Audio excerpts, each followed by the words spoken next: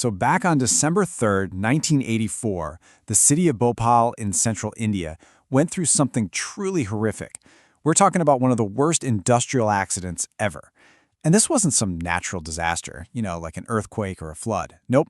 This was entirely man-made. A completely preventable nightmare that came from a whole cascade of shocking failures. We're going to dig in and see exactly how something like this could even happen. Yeah, I know. It sounds brutal. But honestly, it's the most direct way to put it. That night, a factory literally gassed its own city.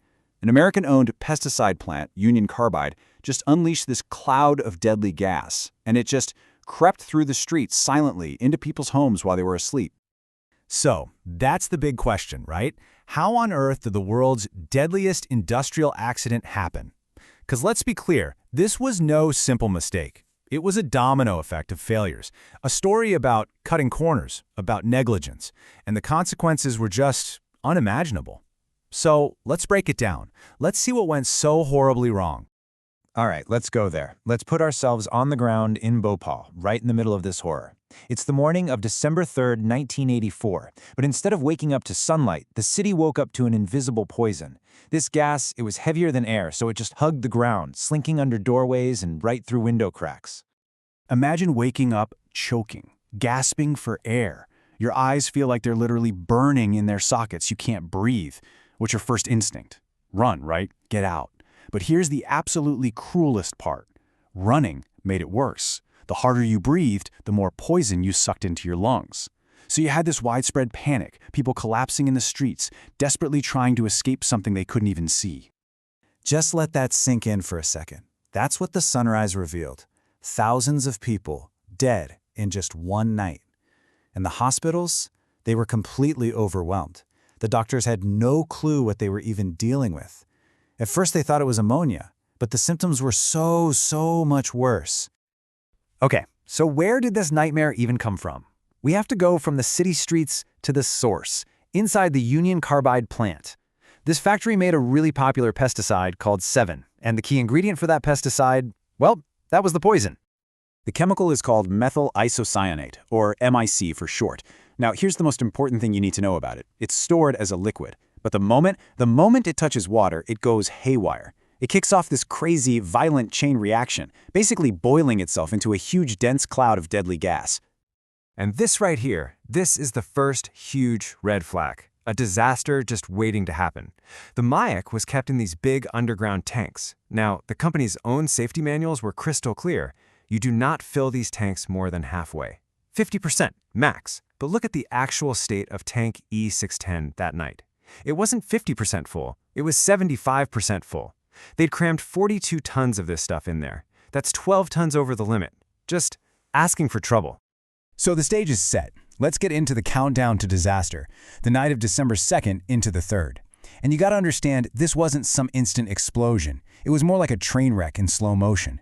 It all went down over the course of about an hour where things absolutely could have been stopped.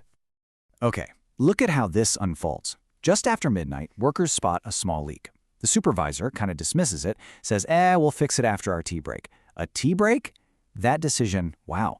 Just 15 minutes later, the pressure gauge on the tank completely redlines. It shoots past the maximum reading. The supervisor runs back and sees the concrete above the tank cracking and shaking. The reaction inside is totally out of control, and they don't even sound the evacuation siren until 1 a.m. Way too late. So you're probably asking, how could this even happen? I mean, a modern factory like this is supposed to have backups for its backups, right? Multiple safety systems. But what happened in Bhopal? It wasn't just one thing failing. It was like a line of dominoes, a total, catastrophic collapse of every single safeguard they had. Let's see how. So, in theory, there were 3 main layers of defense. First, a gas scrubber, which is basically like a chemical shower to neutralize the toxic gas. Second, a flare tower, which is meant to just burn off any gas that escapes. And third, the last resort, big water hoses to spray the gas cloud and knock it down. You'd think one of these would have worked, right? Well, look at this. It's just unbelievable. This lays out the total failure. The gas scrubber turned off, offline for maintenance. The flare tower couldn't work. Why? Because a piece of pipe connecting it was removed and never put back.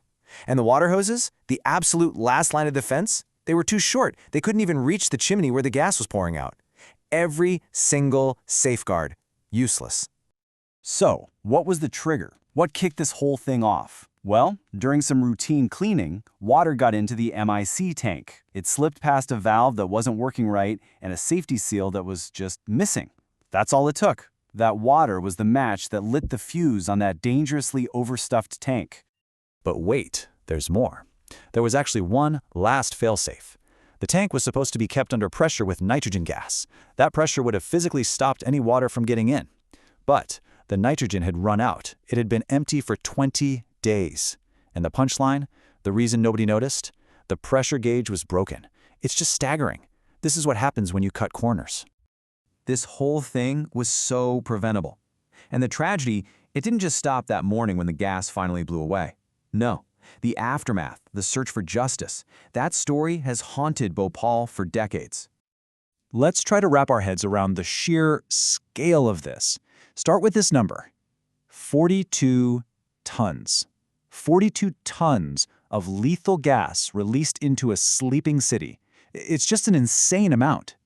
Right away, thousands of people died. But the poison didn't go away. It lingered in people's bodies.